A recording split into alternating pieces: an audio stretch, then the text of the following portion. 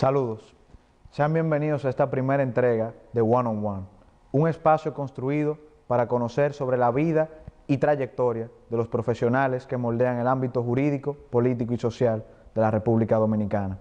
En el día de hoy tenemos un invitado muy especial, egresado de nuestra Escuela de Derecho, exdiputado y senador por la provincia de Puerto Plata, actual ministro administrativo de la Presidencia y presidente del Partido Revolucionario Moderno, doctor José Ignacio Paliza.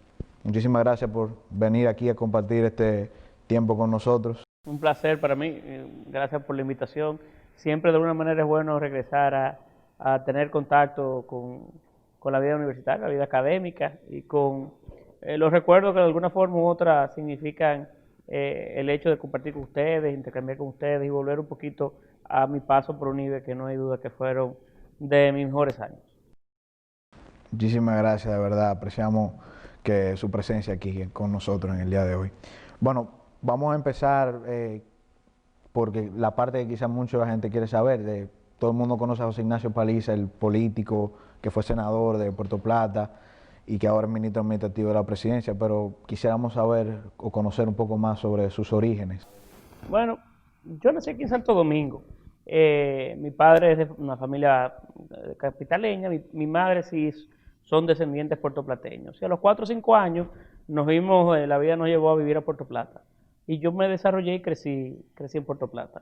Vivir en Puerto Plata me dio a mí la experiencia, la posibilidad, como es un pueblo pequeño, las personas que tienen a bien crecer en pueblos más pequeños que en las grandes ciudades como Santo Domingo, tienen contacto con todo lo que les sucede en su entorno. Cualquier cosa que pase en un pueblo pequeño, de alguna manera impacta al pueblo completo. Y eso me dio a mí de tener el contacto con un sinnúmero de temas, de aspectos, de elementos que no son propios necesariamente de la vida de las grandes ciudades. Y creo que el hecho de yo ser político hoy, de interesarme de temas públicos, tiene mucho que ver con mis años siendo niño y joven, desarrollándome en Puerto Plata, en un pueblo. Soy hijo de una familia, soy el más pequeño de la familia. Eso también me obligó a vivir un ambiente más maduro del que usualmente crece un niño, cuando crece un joven. Y mi familia también se desarrollaba y vivía de la caña de azúcar. Eran colonos azucareros y en la caña se vive de mucho drama social, de situaciones que son evidentemente dramáticas, trágicas. Y todos esos elementos juntos hizo de mí un político. Regresé a terminar los últimos años de bachillerato a Santo Domingo, estudié en UNIBE, y luego posteriormente me fui a estudiar a Estados Unidos, hice una maestría en Derecho Internacional Público en la Universidad de Georgetown, y luego me fui a Wharton Business School y hice Negocio y Política Pública, otra maestría. Y bueno, nunca dejé la idea de participar en política, nunca lo abandoné, y el tiempo me llevó a ser político.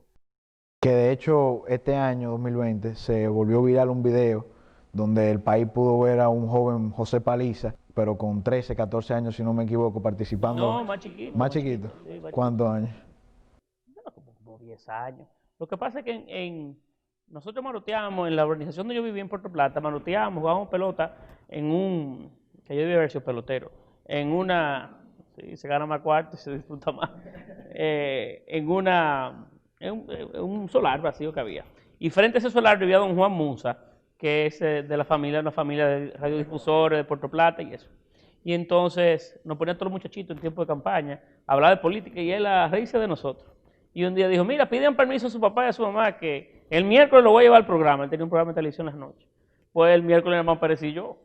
Y entonces me llevó al programa de televisión. Y a partir de ese momento yo iba todos los miércoles. Ese videito que salió es de uno de esos, de tantos programas que fui, que habrá, no sé cuántas veces, pero duró 1 año, 2 años yendo casi todos los miércoles. Pero vemos un niño con mucha seguridad al hablar, con una entonación. Yo siempre fui medio jodón, sí. Usted dice eso jodoncillo, pero... Pero sí, desde muchachito siempre tengo curiosidad por los temas sociales y bueno, crecí en ese mundo. ¿Desde ese momento usted sabía que usted iba para la política o todavía no estaba seguro? ¿Qué quería hacer cuando usted era Que joven? los niños son niños, los niños sueñan mucho. Yo quería hacer demasiadas cosas juntas. ¿Pero cuál? Pero siempre me gustaba la política, me llamaba la atención. Me llamaba la atención. Yo me penetraba es más, en el 86, a mí no había quien me dijera, yo decía que bicho era el hombre, desde muchachito. Eh, o sea que a mí siempre me llamó la atención la política. Me llamaba mucho la atención Balaguer, luego los discursos de Peña. A mí siempre el ambiente de lo público siempre me captó mi atención, inclusive siendo muchachito. Usted entonces, cuando termina los estudios de primaria y secundaria, usted viene a hacer la secundaria aquí en la capital. Terminé la secundaria aquí, sí. Terminé en Lux Mundi y la secundaria. Y usted decide entonces entrar a la carrera de Derecho. ¿Por qué Derecho? Buena pregunta. Yo estaba entre Derecho y Economía, y estaba entre UNIBE y la Pucamaima. Al fin y al cabo, el día que había que inscribirse, decidí ser abogado, porque pensé que el abogado podía luego tener algunos conocimientos de negocio y de economía, pero era mucho más difícil hacerlo al revés. Bueno, no tenía, al fin y al cabo no necesariamente era así, pero decidí estudiar Derecho. El Derecho nunca lo he ejercido, yo no tengo ese cuatro, nunca he pensado sacarlo. Pude haber sido un buen litigante, la materia penal me gusta mucho, el drama, el teatro, eso sí, es muy cool. Pero el derecho sí te da una buena base para conocer la sociedad, cómo funciona, sus fundamentos, una buena base para los negocios, porque para todo, de la constitución de una compañía, hacer una buena fusión entre entidades, la estructura tributaria, el derecho te da una buena base para los negocios y también para la política. Que eso le quería preguntar, dentro de su experiencia política, ¿qué le ha servido? ¿Cuáles lecciones del derecho usted ha absorbido a su práctica política? O sea, van de la mano, todos sabemos eso, pero Mira, el conocimiento no pesa. Tú puedes dedicar toda tu vida a estudiar todo lo que tú te puedas imaginar. Y aun cuando algunas veces tú puedes pensar que algo sobraba, o para qué yo estudié álgebra, o para qué me pusieron a estudiar en derecho, filosofía del derecho. Al fin y al cabo, algo queda en algún momento, parte de ese conocimiento que tú recibiste, lo vas a poder desarrollar. Para algo te va a servir. Y mucho más si es una carrera en sentido general. Por eso tengo algunos amigos y jóvenes también con quien converso, que a veces a mitad de carrera dicen, oh, yo no quiero estudiar Derecho, no, o no quiero estudiar Administración, me voy a cambiar de carrera. Y es un error. Termínala y a otra cosa. Porque además el conocimiento nunca sobra. Y en la medida que avanza el tiempo, cualquiera tiene una maestría, dos maestrías, un doctorado, la sociedad va hacia la hiperformación, y no pierdes el tiempo inclusive estudiando algo que tú no hayas querido estudiar, ni luego que te insertes en él o te sumerjas en él, te das cuenta que no es tu vocación de vida. Busca otra, pero termina. ¿cuáles fueron sus mejores momentos en la universidad? O mejor momento, si quiere decir, su memoria, No me puedes decir. no se pueden decir. No hay muchas, hay muchas. Igual muy buenos recuerdos de algunos temas, a veces que son hasta jocosos, de profesores y de intercambio con amigos. En algo muy bueno que tiene la vida universitaria, que uno debe aprovechar, uno se da cuenta. Luego tú vas poniendo más viejo, te vas dando cuenta de la importancia que tiene, es que tú haces amigos. En la escuela usualmente tú haces amigos por obligación. Tus padres te juntan con tal o cual muchachito y ese es mi amigo porque mis padres quisieron. Pero en la universidad, en la medida que tú vas madurando, tú vas tomando tus propias decisiones y la amistad es una decisión. La amistad no es algo que se da a la ligera. Yo decido ser tu amigo y tú decides ser mi amigo. Y en la universidad tú haces muy buenos amigos, haces muy buenas relaciones que te perduran por el resto de tu vida. Y creo que ustedes, tanto la experiencia académica, más que la experiencia académica, la experiencia social tiene mucha importancia. Que usaba Maricris, no sé si está Maricris todavía. Esa es la idea. Si tú no guardas esa relación y creas esos lazos que puedan perdurar más allá del tiempo, entonces no tiene mucho sentido tu vida académica.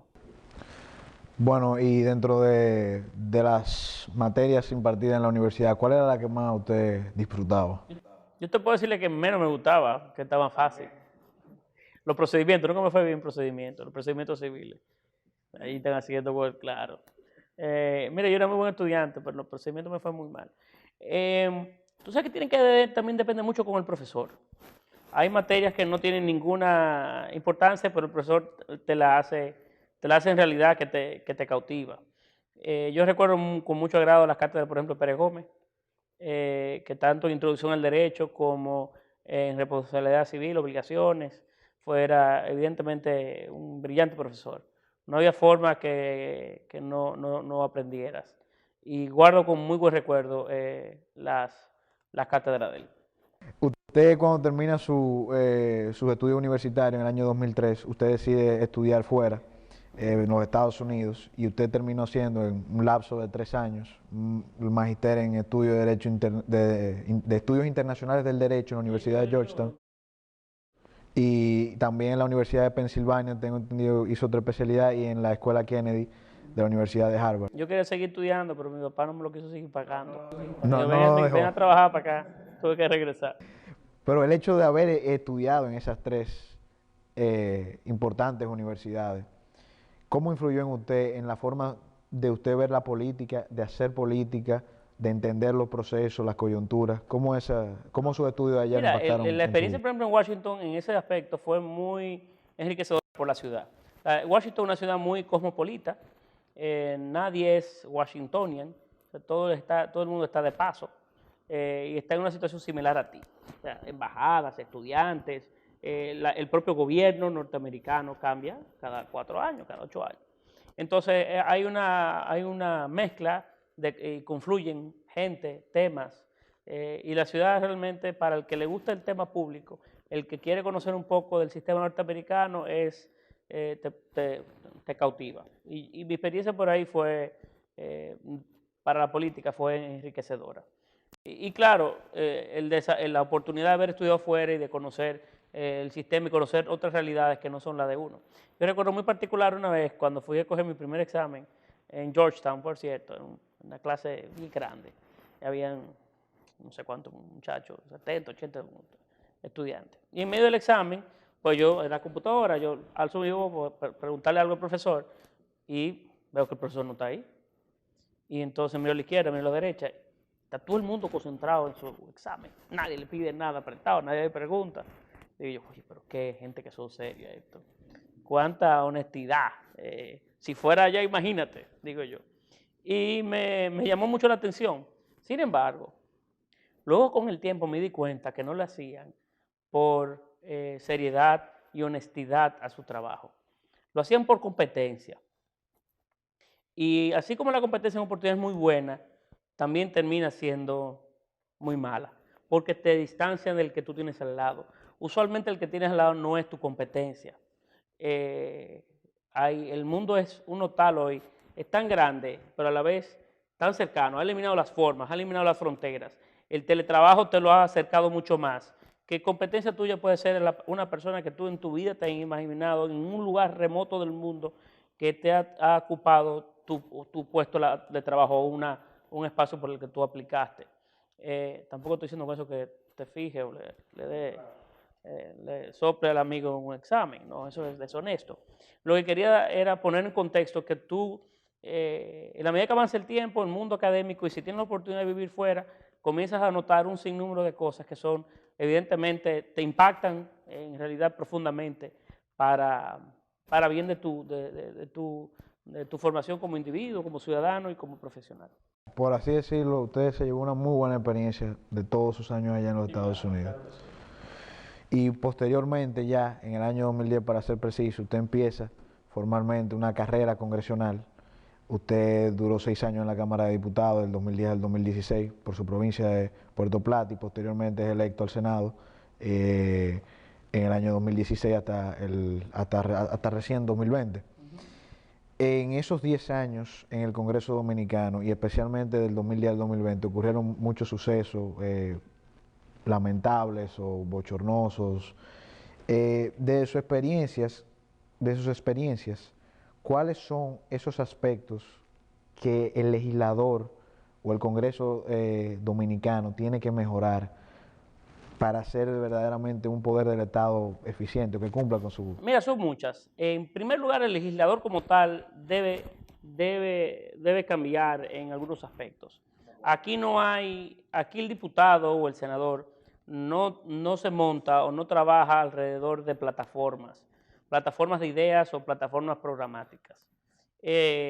Si yo admiro en parte, tengo grandes diferencias, pero en parte, por ejemplo, con la familia de la que tú provienes, que son políticos. Tengo diferencias en ideas con ellos, pero sí han mantenido o han trabajado en base a una plataforma de ideas y de pensamientos. Cuando tú estabas en el Congreso, tú veías a tu padre, por ejemplo, siempre sobre sus ideas muy fijas, la trabajaba, la construía y forjaba un conjunto de legislaciones y de proyectos que iban a promocionar sus ideas. Aun cuando tú no estuvieras a favor de ellas, existe esa conciencia de especializarte en temas, trabajar temas de manera muy puntuales. En el Congreso Dominicano no existe ese nivel de identificación con áreas, sino que cada quien hace o se monta sobre la agenda que impone usualmente el poder central, que es el Ejecutivo, de donde emanan la mayor parte de los proyectos que se hacen posibles.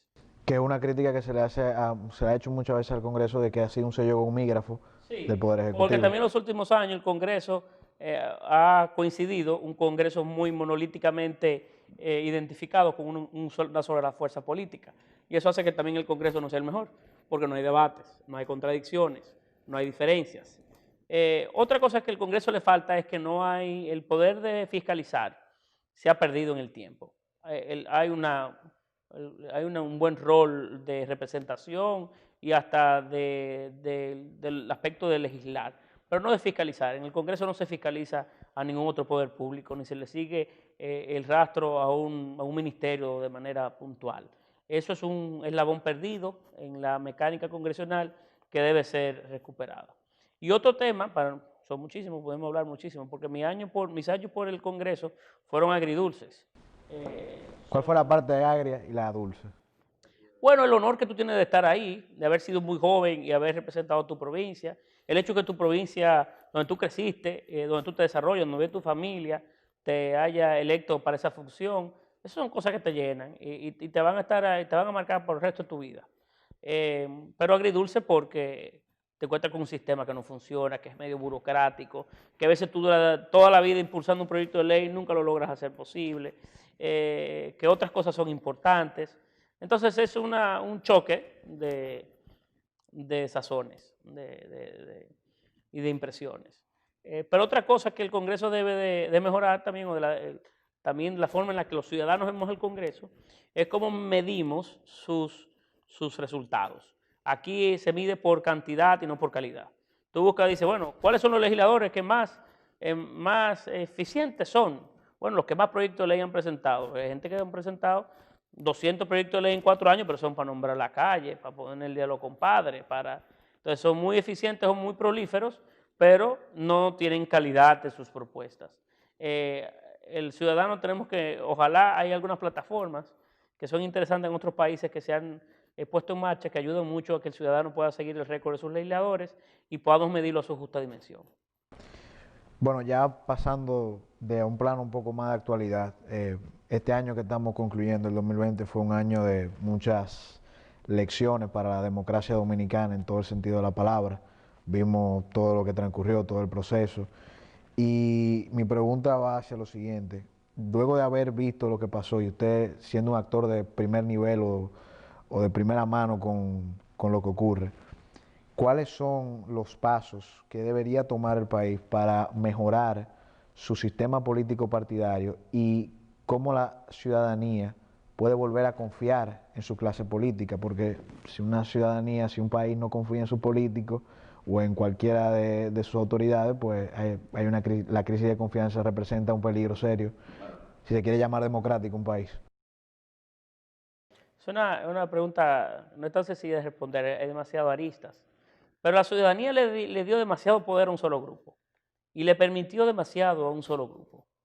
Y eso hace que la acumulación de poder pueda llegar a un punto tal que quiebre entonces el contrato que existe entre ambos sectores, entre representados y representantes.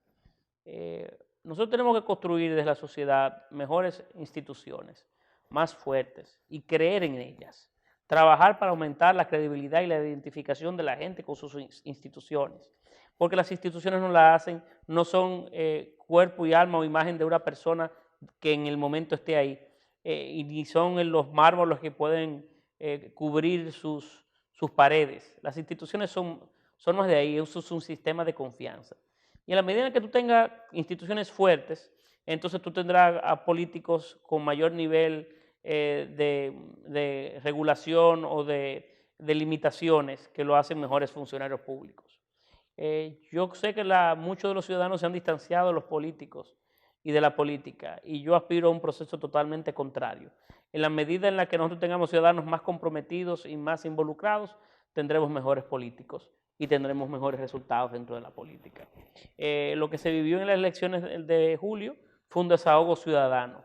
La gente quiso cambiar de un sistema. El gran reto que tenemos nosotros, que tiene el PRM hoy, o lo que le ha tocado hoy gobernar, es volver a recuperar ese tránsito, ese tramo que se ha perdido, y que la gente se dé cuenta en las acciones y los ejemplos que uno puede impulsar, que el desahogo no solamente tuvo razón de ser, tenía consistencia. No era solamente vamos a votar por esta gente porque tenemos que salir de los otros y son la última alternativa, sino que esa alternativa tenga algo de consistencia. Debemos nosotros sernos merecedores de ese apoyo que nos dio el pueblo, y entonces podemos mejorar la relación en el tiempo de la sociedad en sentido general y reconstruir ese vínculo. Pero fue muy interesante el proceso que vivimos en medio de una crisis sanitaria, de una crisis económica y bueno, también en el contexto internacional que vive la República Dominicana en el mundo, que influenció sobre el proceso local, una muestra de que no estamos solos. Y toda bueno, se podrán escribir libros sobre el proceso político dominicano último que vivimos. Luego de la victoria de su partido en primera vuelta, el entonces presidente electo Luis Abinader anunció al país que usted, de los primeros anuncios que hizo fue que usted iba a ser ministro administrativo de la presidencia. Quizá la pregunta sea un poco obvia, pero creo que vale la pena hacerla, quizá porque mucha gente desconoce. Pero, ¿qué hace un ministro administrativo de la presidencia? Buena pregunta, buena pregunta. ¿Y qué se diferencia del ministro de la presidencia, o son dualidad de funciones? Porque mucha gente hace crítica a muchas instituciones del Estado diciendo que se duplican, que eso no tiene necesidad de ser, pero que el ministro, ahora, al tener aquí al ministro administrativo de la presidencia explicándonos cuál es la función, cuál es su rol en el Estado. Te lo puedo decir de una forma retórica, de tal manera que pueda cumplir con el compromiso. Te lo puedo explicar de forma mucho más sencilla para que entiendas. Te lo voy a explicar en la segunda fase. El presidente de la República hoy tiene dos brazos, que son básicamente sus dos asistentes o dos colaboradores que le ayudan a llevar e impulsar su agenda. Uno es el ministro de la presidencia y otro es el ministro administrativo de la presidencia. Y de alguna forma nosotros auxiliamos el día a día de un presidente que tiene que atender temas muy diversos. En el caso del ministro administrativo, a diferencia del de la presidencia, también tiene los asuntos administrativos o el manejo de recursos de la Casa de Gobierno, que tiene que ver con la funcionabilidad de la propia oficina presidencial, así como de los recursos que el presidente maneja de manera discrecional, por decirlo de alguna forma, para impactar a específicas en el desarrollo de un año. Pero al fin y al cabo lo que somos asistentes del presidente, asistimos al presidente a impulsar su agenda. ¿Qué tan apretada es la agenda de un ministro administrativo de la presidencia? Bueno, ¿qué tan apretada es su agenda? Bueno, tú me escribiste muchísimo y no me conseguías. La rutina. Es difícil porque tú tienes las funciones propias de tu ministerio, pero aparte de eso tienes que ayudar y contribuir con la agenda del propio presidente. Entonces cambia mucho. Son muchas horas de trabajo, hay muchas reuniones imprevistas, hay un día a día de crisis y de urgencias y de temas a tratar que por estar tú en el centro de la Casa de Gobierno tienes que atender. Y eso hace que sea una dinámica muy entretenida, muy diversa, pero también un poco dura, sí, claro. Entramos a trabajar a las 9 de la mañana, yo usualmente, a veces un chingante, nunca después. Y uno termina cuando termina. Y además tenemos un presidente que a las 1 de la mañana te escribe, ¿estás? Muy fácil. Entonces terminamos muy tarde de trabajar. Ministro, ¿cuál diría usted, ya entrando como en la parte de su visión como político en general, cuál diría usted que son los principales obstáculos que actualmente enfrenta República Dominicana para su desarrollo, que ahora mismo se agrava más con la crisis del COVID-19, la crisis económica provocada por la pandemia, etcétera. Pero previo a la llegada de esto teníamos muchos problemas. ¿Cuál ahora ustedes creen que son esos obstáculos para el desarrollo? No, el país tiene muchos obstáculos que vencer y una deuda muy vieja, en el sentido de que hay demasiados temas que debieron haberse tratado hace mucho tiempo, desde el punto de vista social, para mejorar la cohesión social, en el aspecto económico, con un sistema económico que genera bienestar mucho bienestar, pero para pocos, y que hay diferencias sociales importantes ahí que el sistema de forma obligada genera. Vuelvo atrás, el tema de la necesidad de recuperar nuestras instituciones y fortalecerlas. Tenemos muchos retos, somos un país pobre y tenemos muchos retos por vencer. Ahora, claro, el COVID nos la pone un poco más difícil, nos ha hecho un año mucho más difícil, ha puesto al desnudo muchas debilidades institucionales que tiene la República Dominicana y ha puesto al manifiesto aún más esas desigualdades sociales que vive la República Dominicana. Hoy el principal reto es vencer el COVID y sus aristas, pero el país donde quiera tiene un área para mejorar y tiene un espacio para trabajar. Lo importante sí de la pregunta es qué vamos a hacer individualmente cada uno de nosotros para lograrlo. La necesidad del empoderamiento colectivo, la de la participación, la de involucrarse de manera mucho más fehaciente y ferviente en los temas colectivos. Este país es de todos, no es de un grupo, y la política no es de quien les interesa. La política es inclusive de aquellos incrédulos que se mantienen distantes de ella o prefieren criticarla. Si nosotros no hacemos un esfuerzo de todos, entonces el país no va a cambiar. Bueno, ministro, y otra cosa que nosotros también quisiéramos conversar y preguntarle a ustedes, usted apenas 38 años, usted es un político joven. Y muchos jóvenes lo hemos visto y hemos visto que usted ha logrado mucho dentro de poco en una carrera política, puesto de importancia y de relevancia, y ha hecho importantes aportes al sistema político dominicano. ¿Cuál mensaje daría José Paliza como político, como joven, a aquellos que queremos participar en política, que nos interesa la política, que nos preocupamos por el país, por lo que pasa en nuestro país, en modo general? ¿Qué usted recomendaría a esos jóvenes que quisieran integrarse en la política, ya sea para cambiar su país, su provincia o su comunidad? El otro día hablando con unos amigos, alguien me dijo, tú has tenido mucha suerte. Y la verdad que sí, yo he tenido mucha suerte. Pero la suerte siempre me encontró trabajando. La suerte no me encontró en mi casa. Me encontró yo construyendo un recorrido y buscándomela. Y creo que eso es un buen mensaje. La suerte tiene que encontrarte trabajando. Y el joven tiene una ventaja que no tienen otros que quizás tengan un desarrollo más avanzado de la vida. La juventud te obliga a ser atrevido, te obliga a no tener límites, ni a hacer o a imitar el sistema, sino que tú tienes que vencerlo. Uno de los principales atributos que yo tenía cuando fui a presentarme como candidato era el hecho de ser joven. La sociedad quiere ver gente diferente, con visiones nuevas, con planteamientos nuevos, le tocaban las puertas a los mismos políticos de hace 30 años. Y por fin le llegó un joven que tenía un discurso que era de unidad, que no tenía en su naturaleza las diferencias del pasado y que quería participar. Y me dieron la oportunidad. Hay que atreverse, y hay que atreverse a romper ciertos esquemas y a no esperar que nadie venga a traértelo. Tú tienes que crear tu propio recorrido. Y bueno, y creo que ha sido un poquito de esas cosas las que me han dado la oportunidad en poco tiempo, relativamente poco tiempo, porque ya yo tengo 20 años en política. Sí, como ser joven. Sí, desde que entré a la universidad. Pero tiene que ver con eso. Un mensaje, que la suerte tiene que encontrarse trabajando y que hay que atreverse.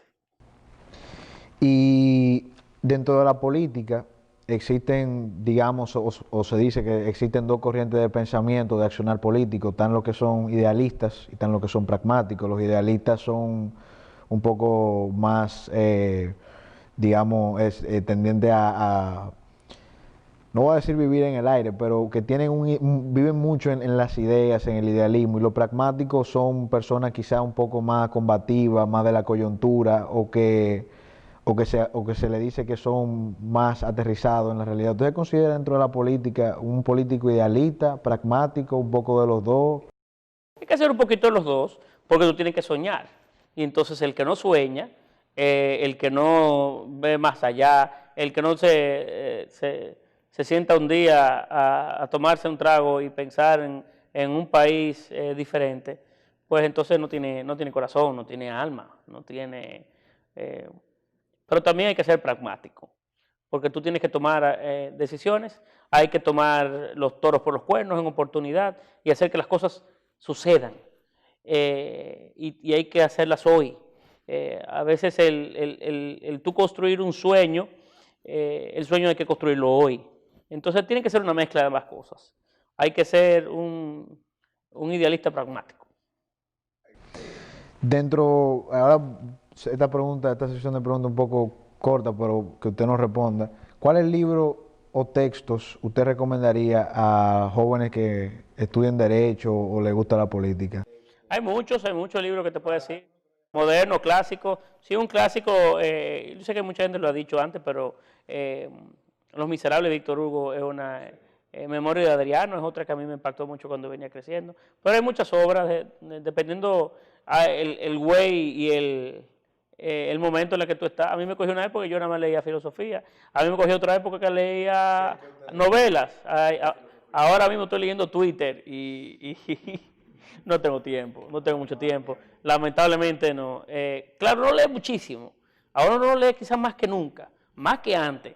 Pero no lees largos textos, no lees largos trabajos, sino que el día a día de la vida y de las propias herramientas que tenemos en nuestras manos te obligan a leer mucho, pero son evidentemente análisis coyunturales y temas mucho más breves. Pero se lee mucho, hoy se lee mucho también, pero diferente. Pero entonces usted recomendaría Los Miserables de Víctor Hugo. Sí, la memoria de Adrián, nosotros que a mí me gusta mucho, pero depende del momento. Hubo un momento que yo estaba leyendo existencialismo puro, dime tú. Pero depende sí, depende de donde tú estés. Lo que siempre tírale la mano a algo. Sobre todo ustedes que están estudiando Derecho, tírale siempre la mano a algo y lee. Que eso no sobra. Y hay libros muy malos, pero que te da la oportunidad de decir, oye, pero qué libro que es malo, pero léelo, hay que leerlo. ¿Cuáles han sido él o los personajes políticos que más han influenciado a usted de los personajes históricos? Hay un libro, por cierto, que yo leí hace no tanto, bueno, ya hace algún tiempo, pero que me impactó mucho cuando estuve en Estados Unidos, que se llama, que lo he hecho mucha referencia, que se llama The Fortune at the Bottom of the Pyramid, la fortuna en el fondo de la pirámide. Y es muy interesante porque te das cuenta algunos casos de éxito de cómo personas en el segmento más bajo de la sociedad, económicamente y socialmente más vulnerable, las ideas que han tomado y el conocimiento de su propia realidad los ha ayudado a invertir la pirámide y a tener muchos éxitos. Y es muy interesante del profesor Prejalat, se lo recomiendo a cualquiera. ¿Tú me estabas preguntando? La pregunta era sobre qué personajes o qué personaje de la historia, político o en general, ha impactado en usted. Puede ser dominicano o del mundo. ¿Qué personaje político o personaje que haya hecho historia ha impactado en usted o le ha llamado mucho la atención? Hay muchos de diferentes quehaceres. Yo siempre me han puesto en algunas oportunidades de dar algunas charlas y eso a algunos jóvenes. Y le he intentado con algunos casos probar que la honorabilidad tiene que ver muy poco con edades y la posibilidad de generar grandes revoluciones también. Solamente te falta una idea y trabajarla o impulsarla. Y hay hombres y mujeres que han hecho en diferentes quehaceres grandes impactos a muy temprana edad y que significa mucho para la historia. Usualmente le hablo de Juan Pablo Duarte, que fue un muchachito de 26 años de edad, formó el primer partido político de República Dominicana, la Trinitaria, es un ejemplo a seguir. O Chico Méndez en la Amazonia, que defendía, que fue el primer organizador de los trabajadores del caucho y defendió la selva, murió por ella, por la selva. O un Pedro Martínez que estaba ayer en el Palacio Nacional, cuando todo el mundo le dijo que él era chiquito, que él era flaco, que era pobre, malnutrido, que no iba a tener una larga vida en las grandes ligas. Y bueno, hizo de las grandes ligas lo que él quiso con ella. Hay mucha historia en gente, a veces hasta el más común, mi papá, que tienes mucho que enseñar, mucho que tomar y mucho que aprender y reflejar. A veces las personas más importantes son las que tú tienes más cerca. Finalizando, ¿cómo le gustaría a José Ignacio Paliza ser recordado? No, yo no sé. Mi papá siempre decía que él era un hombre que hacía cosas. Y cuando tú le ibas a criticar, porque siempre es muy fácil cuando tú llegas a decir y ver, avisar y criticar algo que el otro hizo, pero fue el otro que lo hizo. Mi papá siempre decía, yo soy una persona que hace cosas. A mí me gustaría ser recordado como alguien que hacía cosas. Y que las cosas que hacía eran cosas positivas, que trascendían un poco más de sí mismo. Y que tenga un contenido de ejemplo importante. Y bueno, ojalá que la vida me permita tener, y este mundo que vivimos, que es uno muy, muy difícil, el de la política, sobre todo que tú estás en el escudriño de la gente de forma constante, a veces de forma injusta, porque el mundo de hoy de las redes, por ejemplo, no es el más justo, y tenga al final ese recorrido un buen nombre. Eso le iba a preguntar, ¿cómo también usted lidia con situaciones, porque la vida del político es estresante? ¿Cómo lidia José Paliza con las situaciones, digamos, de presión, de estrés? ¿Usted lo toma con calma a veces? ¿Cómo usted lidia con esas situaciones? No, dependiendo. Pero siempre hay que buscar tu propio espacio de desahogo. Tu familia, tus amigos, y algo que en oportunidad te puede ayudar a salir un poco de ese día a día. Pero el mundo que uno vive hoy es muy difícil y está a la merced de la crítica. Y cualquiera se siente en el derecho a criticarte. Claro, por tú ser una persona pública, tú decidiste ser una persona pública, pero eso no tampoco le hace darle el derecho a nadie de decir lo que le ven en gana, verdad y sobre todo mentira de ti. Y a veces es un poco duro el trabajo y el espacio que uno le ha tocado desarrollarse, ¿verdad? Me imagino que después de larga jornada de trabajo, usted se desconecta a veces. ¿Cómo usted pasa su tiempo libre, fuera de la política, Hay poco tiempo libre, pero mi refugio es mi familia, mi refugio es mi hijo, mi esposa, un trago y un amigo. Intento salir a la playa, yo soy amante del mar. Es buscar la forma de tú cubrirte a veces en lo más sencillo, pero que no lo tienes en tu día a día. Entonces, en el mundo que hoy a mí me ha tocado vivir, de mucho trabajo, a veces son las cosas que son más naturales para ti, las más necesarias para ti y las más importantes, las que tú tienes menos acceso a ellas. El tiempo es uno muy, muy preciado, que tú tienes que sacarle mayor provecho, no a las horas de trabajo, sino a las horas que tienes disponibles para trabajar. Si usted tuviera que definir 3 cualidades que debe tener un político, ¿cuáles serían? Yo creo que un hombre tiene que ser en primer lugar humilde, y la humildad es una característica, un valor que debe construirse por siempre. Debe hacerse valiente, el valor es algo importante, la actitud que tienes de enfrentar retos y la forma en la que tú también te ves a ti mismo. Y bueno, y ser honesto. Un hombre que no es honesto, que no es valiente y que no es humilde, pues tiene mucho que trabajar. Ministro, muchísimas gracias por compartir este tiempo con nosotros y muchísimas gracias a cada uno de ustedes que vieron este episodio de One on One. En esta primera entrega estuvo con ustedes Pelegrín Castillo y de nuestra parte y de parte del GRED UNIBE le queremos desear una feliz Navidad y un próspero año nuevo. Hasta la próxima entrega.